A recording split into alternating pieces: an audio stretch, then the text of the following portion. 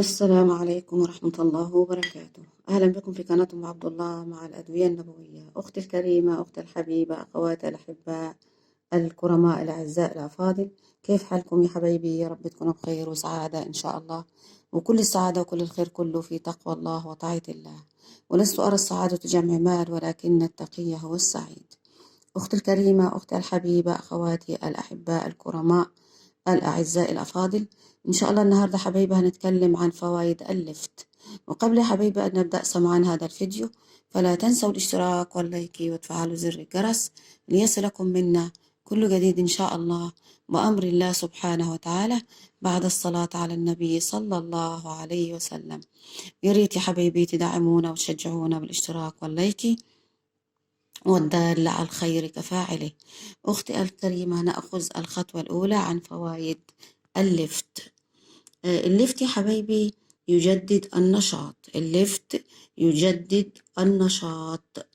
واحد، الليفت مفيد جدا جدا لتجديد النشاط. الليفت يزيل التعب. الليفت مفيد جدا للتعب. الليفت يزيل التعب. الليفت يهدي للسعال. الليفت مفيد جدا جدا لتهدية السعال. الليفت ينفع من النزلات الصدرية. الليفت مفيد جدا جدا للنزلات الصدرية. الليفت ينفع من النزلات الصدرية. الليفت مضاد للسمنة. الليفت مفيد جدا للسمنة.